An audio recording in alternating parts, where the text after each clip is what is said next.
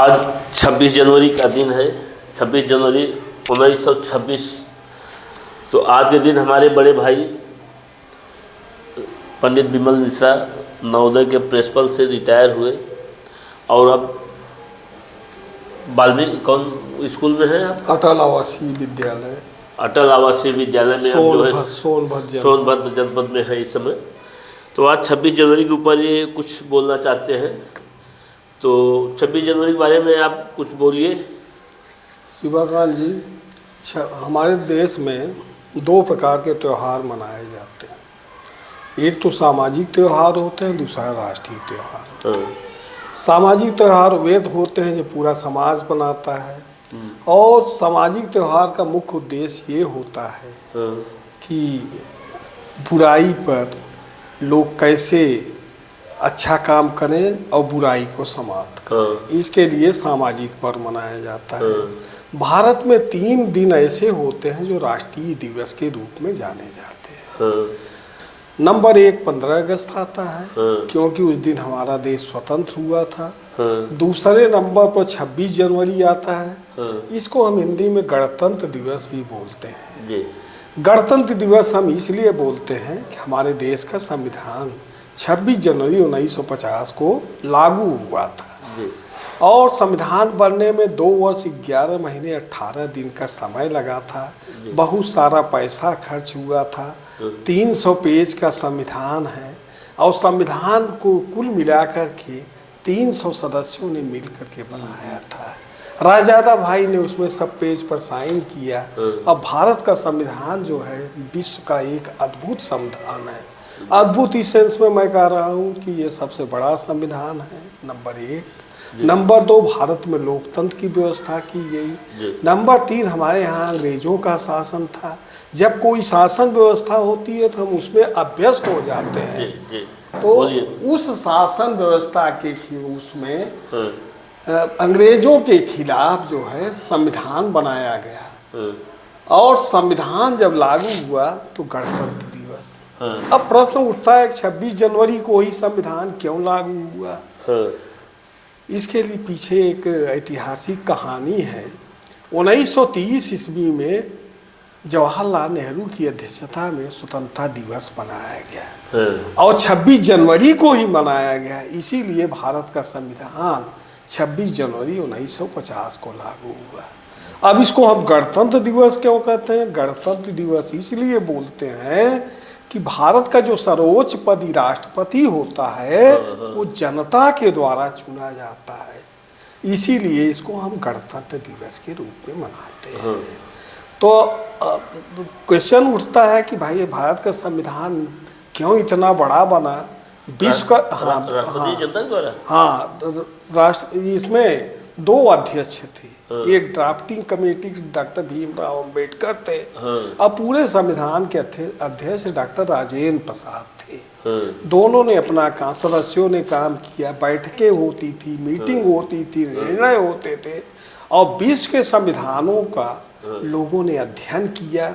उसमें बहुत सारी बातें अच्छाइयाँ ली, जैसे राष्ट्रपति प्रणाली, ये ब्रिटेन के संविधान से लिया गया। नंबर 2, मौलिक अधिकार अमेरिका के संविधान से लिया गया। राज्य के निर्देशक तत्व आयरलैंड के संविधान से लिया गया। इसीलिए संविधान में अच्छी बातें आई हैं। दूसरी चीज़, कुछ आलोचक तो हर जगह होते हैं, हर चीज़ की आलोचना करते हैं। आलोचकों ने कहा कि उधार का थैला है, जबकि वास्तव में ऐसा नहीं है, क्योंकि भारत बहुत बड़ा देश है। दूसरी चीज़ क्या है, सब ने मिलजुल करके बनाया, सब ने अच्छे कानून के ज्ञाता थे। इसलिए इसमें समय बनाने में 2 वर्ष 11 महीने 18 दिन अर्थात 3 साल का समय लगा। नंबर 1 बात। नंबर 2, भारत में आप जानते हैं कश्मीर से कन्याकुमारी और अटक टू कटक भारत की सीमाएं हैं।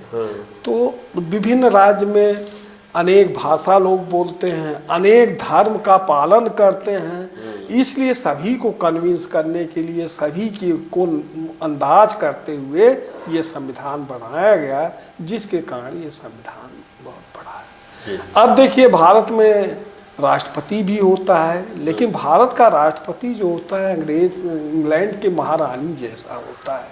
उसके पास शक्तियां तो सारी हैं, लेकिन वह सारी शक्तियां केवल नाम मात्र के लिए होता है।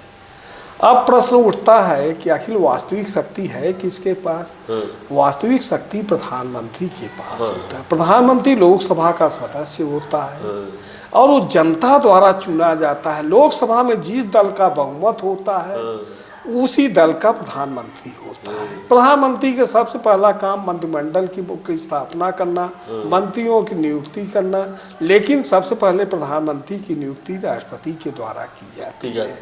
और प्रधानमंत्री वही बनता है जिसका बहुमत होता है। बहुमत दल के नेता को ही प्रधानमंत्री। तो यहाँ पर प्रश्न उठता है कि सारा पावर तो राष्ट्रपति को दिया गया, लेकिन वह उसका प्रयोग जो है प्रधानमंत्री के सलाह से ही करता है। और प्रधानमंत्री भी स्वतंत्र नहीं है, वह मंत्रिमंडल की सहायता से, सलाह से, मंत्रणा से वो करता है। तो इस प्रकार से जो है भारत की शक्तियाँ बटी हुई हैं। और भारतीय राष्ट्रपति जो होता है बहुत गौरव वाला पद, वह प्रथम नागरिक होता है। पूरे देश में केवल राष्ट्रपति एक ऐसा व्यक्ति होता है जो बिना नंबर प्लेट की गाड़ी पर चलता है। उसके पास बड़ी सुविधाएं होती हैं। राष्ट्रपति के ऊपर जो है कोई केस भी नहीं हो सकता। कोई केस भी नहीं हो सकता। इसलिए माना जाता है राष्ट्रपति कानून का ज्ञाता होता है, राष्ट्र का अध्यक्ष होता है, भारत का वो प्रथम नागरिक होता है। इसलिए उसके बारे में ऐसा विशेष रूप से उसको विशेषाधिकार दिया गया है। लेकिन कुछ स्थितियां ऐसी होती हैं कि राष्ट्रपति पूरे देश का पावर उसके हाथ में आ जाता है। जैसे जब भारत में राष्ट्रपति शासन लागू होता है या सैनिक शासन लागू होता है या संकट काल आता है, जिसको अंग्रेजी में इमरजेंसी पावर, आपातकाल भी, हाँ हिंदी में आपातकाल बोलते हैं। भारतीय संविधान में अनुच्छेद 352 के अनुसार तीन स्थितियों में जो है भारत में राष्ट्रपति शासन लागू है। नंबर 1, अनुच्छेद 352 के अनुसार अगर कोई देश भारत पर आक्रमण करता है अथवा राज्य की संवैधानिक तंत्र विफलता होने पर अथवा सशस्त्र विद्रोह हो जाता है, मान लीजिए कोई आतंकवादी ग्रुप हो गया है, भारत पर अटैक कर देता है, ऐसे स्थिति में 352 का अनुच्छेद लागू होता है और देश के पूरे देश में अथवा देश के कुछ भाग में राष्ट्रपति शासन लागू होता है। दूसरा, अगर किसी अनुच्छेद 356 के अनुसार अगर किसी राज्य का राज्यपाल ये रिपोर्ट दे देता है कि अमुक राज्य का शासन जो है देश के अनुसार नहीं चल पा रहा है, तो राज्यपाल की रिपोर्ट के अनुसार वहाँ पर उस राज्य में संकटकालीन अधिकार या आपातकाल लागू हो सकता है। तीसरा जो है वित्तीय संकट। वित्तीय संकट का तात्पर्य ये होता है कि अगर भारत की आर्थिक साख यानी पैसे से भारत में खतरा है, पैसे की कमी है, राष्ट्रीय खजाना खाली सा हो गया है, ऐसे स्थिति में जो है वित्तीय संकट लागू होता है। लेकिन जब से संविधान लागू हुआ आज तक वित्तीय संकट भारत में नहीं लागू हुआ। समय समय पर राष्ट्रपति शासन लागू होता है, तो जैसे राज्यों में। हाँ, और जब राष्ट्रपति शासन जहाँ भी लागू होता है उस समय सारी शक्तियाँ राष्ट्रपति के हाथ में केंद्रित हो। लेकिन इसके लिए कंडीशन है, लोकसभा से इसको पारित करवाना पड़ता है। हर 6 महीने के बाद हर 6 महीने करके 3 साल के लिए ये संकटकालीन अधिकार घोषित होता है। ये तो हाँ यहाँ अब इसमें जो आता है प्रधानमंत्री जो होता है देश का प्रधान होता है। चूंकि उसका महत्व क्यों है, पर नंबर 1 वो लोकसभा द्वारा चुना जाता है, जनता के द्वारा। हाँ, जनता, और लोकसभा जनता के द्वारा चुनी जाती है। इसलिए ये माना जाता है वो जनता का डायरेक्ट चुना हुआ प्रतिनिधि होता है, इसलिए उसका महत्व होता है। और प्रधानमंत्री तभी तक अपने पोस्ट पर रह सकता है या उसके मंत्रिमंडल या मंत्रिपरिषद के सदस्य तभी तक रह सकते हैं जब तक उसका लोकसभा में बहुमत होता है। इस दो तिहाई नहीं होता, इसमें होता है बहुमत का मतलब 50% प्लस 1। अगर मान लीजिए 500 सदस्य हैं तो अभी तो वर्तमान में 543 सदस्य हैं, तो कहने का मतलब अगर 271 आधे से अधिक होता है तो उसका बहुमत होता है। अगर बहुमत एक भी दिन अगर नहीं हुआ तो उसी दिन तत्काल जो है उसको अपने पद से हटना पड़ेगा और उस समय सारी शक्तियां राष्ट्रपति के हैं या राष्ट्रपति प्रधानमंत्री से कह सकता है। जब तक नई वैकल्पिक व्यवस्था नहीं हो सकती है नया प्रधानमंत्री, तब तक आप कार्यभार देश का देखेंगे ताकि देश में कोई बॉन्डर ना हो, कोई समस्या न आए, शासन सुचारू रूप से चलता रहे। ये तो हुआ। उसके बाद प्रधानमंत्री और राष्ट्रपति के पास कोई भी सरकार होता है उसके मुख्यतः 3 अंग होते हैं, व्यवस्थापिका, कार्यपालिका और न्यायपालिका। व्यवस्थापिका का मतलब व्यवस्था बनाना, कानून बनाना। कानून इसलिए बनाया जाता है लोग इसका पालन करें, देश में शांति रहे, लोग अपने अपने कार्य करें, देश का विकास हो, यह काम व्यवस्थापिका है। भारत में कानून बनाने वाली सबसे बड़ी संस्था संसद है। संसद भवन एक ही है, नई दिल्ली में स्थित है। जो भी चुने जाते हैं 5 साल के, लोकसभा के सदस्य 5 साल के लिए चुने जाते हैं और राज्यसभा के 6 साल के लिए चुने जाते हैं।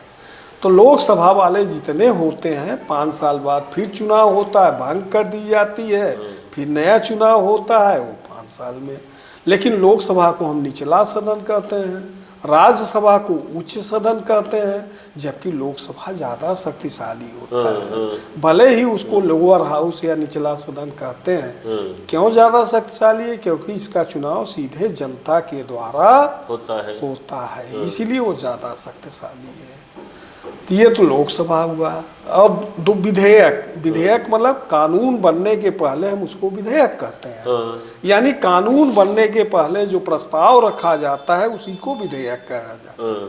विधेयक 2 प्रकार के होते हैं, एक साधारण विधेयक होता है, दूसरा जो होता है धन विधेयक। साधारण विधेयक मतलब कानून से संबंधित होता है, लोगों की व्यवस्था से संबंधित होता है, सुचारू रूप से चले, उसको हम साधारण विधेयक कहते हैं। धन विधेयक पैसे से संबंधित होता है, कितना खर्चा करना, कितना बजट, इसकी पूरी जानकारी लोकसभा में देना पड़ता है। ये इसलिए देना पड़ता है कि सभी को, जितने जनता के प्रतिनिधि हैं, सबको मालूम होना चाहिए कि देश का पैसा जो है देश के लिए खर्चा हो रहा है, कहीं उसका दुरुपयोग नहीं हो रहा है, उसका सदुपयोग हो रहा है देश के विकास के लिए। तो ये धन विधेयक के लिए। धन विधेयक केवल लोकसभा में प्रस्तुत होता है, राज्यसभा उसको 14 दिन डिले कर सकती है। उसके बावजूद अगर नहीं पास करती है या रख लेती है तो ये माना जाता है कि उससे वो पास कर दिया है। इसका मतलब ज़्यादा शक्तिशाली जो होता है। दूसरी चीज, प्रधानमंत्री की सरकार हटाने का पावर केवल लोकसभा को, भले ही वो निचला सदन है, क्योंकि उसी में से मंत्री चुने जाते हैं, उसी में से प्रधानमंत्री भी चुना जाता है। अब सभी मंत्रियों को मिला देते हैं तो उसको हम मंत्रिपरिषद कहते हैं। ये मंत्रियों का 3 कैटेगरी या श्रेणी होती है। नंबर 1 कैबिनेट मंत्री। कैबिनेट मंत्री स्वतंत्र प्रभार के होते हैं और जो जैसे अभी वर्तमान में रक्षा मंत्री राजनाथ सिंह ये कैबिनेट मंत्री हो गए। दूसरे स्तर पर राज्य मंत्री या स्वतंत्र प्रभार वाले मंत्री। कभी कभी क्या होता है विभाग ज़्यादा हो जाता है और कैबिनेट की संख्या 20 या 25 ही होती है। ऐसे स्थिति में राज्य मंत्री जो हैं उनको स्वतंत्र प्रभार दे दिया जाता है, वो किसी के अधीन नहीं होते। वैसे राज्य मंत्री का काम क्या होता है? कैबिनेट मंत्री की सहायता करना या उनकी मदद करना होता है। तीसरी श्रेणी उप मंत्री की आती है। उप मंत्री सबसे लास्ट में आते हैं।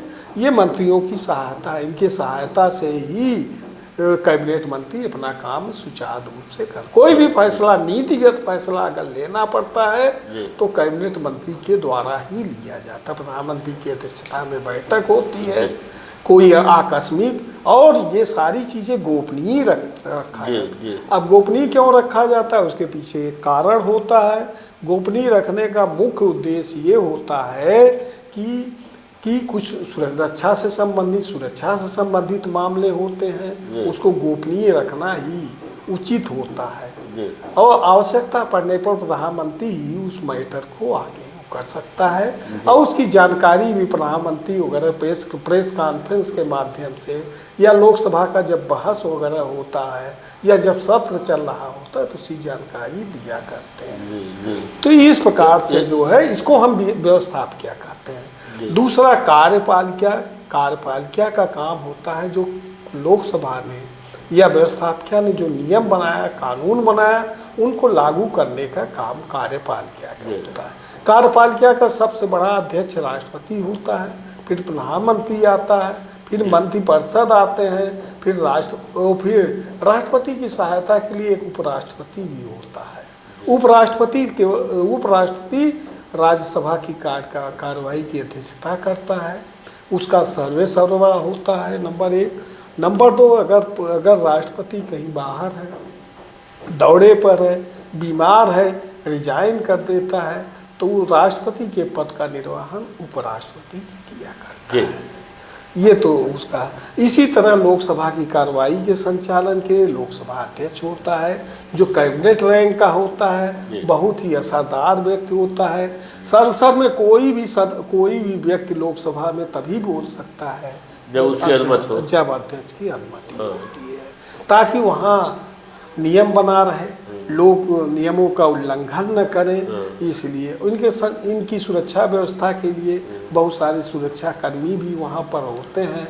हर चीज़ की रिकॉर्डिंग होती है, ताकि सभी लोगों को ये कार्रवाई की जानकारी हो सके कि सर इस प्रकार बहस चल रहा है। ये तो तीसरा है हमारे यहाँ न्यायपालिका। दोनों के द्वारा बनाए गए कानूनों का पालन करवाती है। अगर कोई वो पालन नहीं करता है या उल्लंघन करता है कानून को, उसको दंड देने का प्रावधान भारत में सबसे बड़ा न्यायालय जो है उच्चतम न्यायालय है, जो नई दिल्ली में है। उच्चतम न्यायालय में एक मुख्य न्यायाधीश होते हैं, 25 अन्य न्यायाधीश होते हैं। उच्चतम न्यायालय सबसे बड़ा न्यायालय माना जाता है। उसको जो अधिकार दिए गए हैं, किसी भी न्यायालय को अधिकार नहीं दिए गए।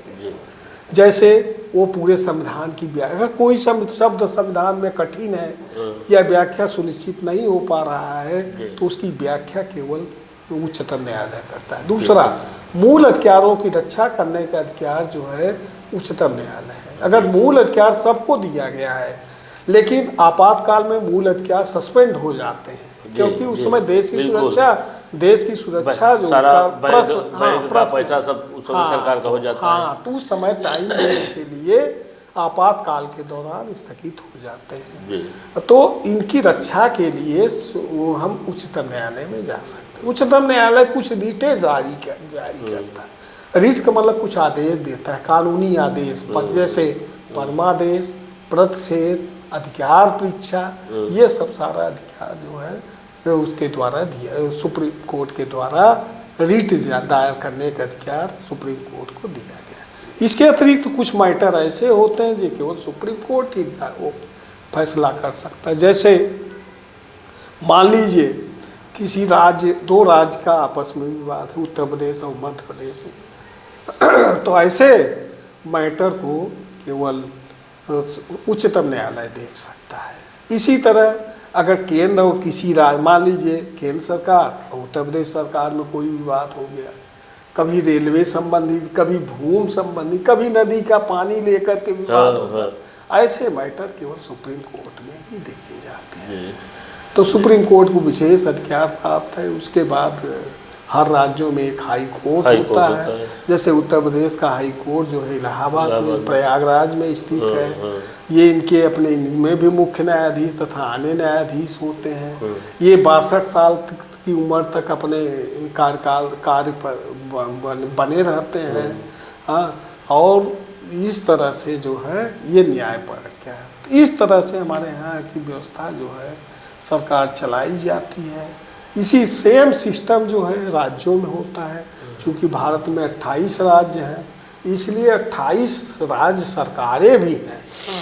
तो देश को शासन चलाने में बड़ी महत्वपूर्ण, इसके अतिरिक्त जो है कर्मचारी वर्ग होते हैं। कर्मचारी जो होते हैं जिसको नौकरशाही हुई के नाम से जाना जाता है। लोग यहाँ संसद भवन में या विधानमंडल में बहुत सारे कर्मचारी IAS वगैरह होते हैं जिनको सचिव कहा जाता है, जो मंत्रियों की सहायता में लगे होते हैं, नियम बनाते हैं, प्रधानमंत्री या मुख्यमंत्री या मंत्रियों की सहायता करते रहते हैं, उनको भाषण देने में, उनको जानकारी देने में मदद करते हैं, डाटा उपलब्ध कराते हैं और देश की सुरक्षा व्यवस्था तथा देश के शासन और प्रशासन में उनका महत्वपूर्ण योगदान रहता है।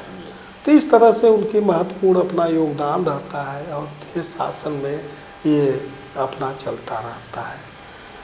जैसे केंद्र में व्यवस्था क्या होती है, कार्यपाल क्या होती है, न्यायपाल क्या, उसी का राज्यों में भी होती है। तो व्यवस्था क्या में यहाँ इसको हम विधानमंडल बोलते हैं। कुछ राज्यों में केवल 6 राज्य ऐसे हैं जिसमें 2 सदन होते हैं, जो बड़े बड़े राज्य हैं। जैसे उत्तर प्रदेश में विधानसभा भी है, विधान परिषद, क्योंकि यहाँ की जनसंख्या पूरे प्रदेशों में सबसे ज़्यादा है, इसलिए यहाँ 2 सदन हैं। इसी तरह कर्नाटक में 2 सदन हैं, इसी तरह आंध्र प्रदेश में 2 सदन हैं, यानी विधानसभा भी है, विधान परिषद। लेकिन बाकी अन्य राज्यों में तो 22 राज्यों में विधानसभा सभी राज्यों में 28 राज्य में, और विधान परिषद मात्र 6 राज्य। अच्छा, क्योंकि वो ये बहुत ही महत्वपूर्ण जानकारी आपने दिया है।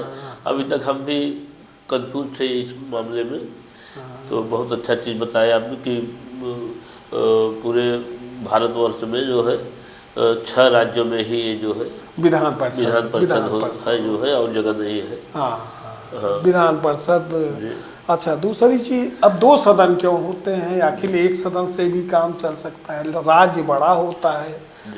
अगर किसी समस्या को 2 लोग मिलकर के डिस्कस करते हैं, वाद विवाद करते हैं, उस समस्या में कुछ अच्छाइयाँ आती हैं, कुछ नई नई बातें आती हैं, लोग विचार विमर्श के कानून बनाते हैं, इसलिए 2 सदन रखा गया है। जैसे उत्तर प्रदेश बहुत बड़ा राज्य है, इसलिए यहाँ विधानसभा भी है, और जहाँ ये लोग बैठते हैं उसको विधानमंडल कहते हैं। इनके भी 2 सदन होते हैं, एक को विधायक कहते हैं, एमएलए कहते हैं, एक को MLC कहते हैं। एमएलए मतलब हुआ मेंबर ऑफ लेजिस्लेटिव असेंबली, और दूसरा जो सदस्य होते हैं जिनको हम विधान परिषद कहते हैं MLC, वो सीधे जनता द्वारा नहीं चुने जाते, और विधायक जो होते हैं सीधे जनता द्वारा चुने जाते हैं। भारत का प्रत्येक नागरिक, जो पहले 21 वर्ष था नागरिकों को वोट देने का, क्या तो 18 वर्ष कर दिया गया है। तो अब 18 वर्ष में हर व्यक्ति जो है विधायक को चुनता है। विधायक लोग सभी लोग देश की राजधानी में जाते हैं, विधानमंडल में बैठते हैं और देश के लिए कानून बनाते रहते हैं। यहाँ भी वही, जैसे प्रधानमंत्री संसद लोकसभा का से चुना जाता है, ऐसे ही मुख्यमंत्री जो होता है राज्य का मुख्य होता है, और इनकी नियुक्ति जो होती है मुख्यमंत्री की नियुक्ति राज्यपाल के द्वारा होती है। हाँ, दूसरी राज्यपाल के द्वारा होती है, लेकिन मुख्यमंत्री वही बनता है जिसका स्पष्ट बहुमत होने पर ही मुख्यमंत्री बनता है।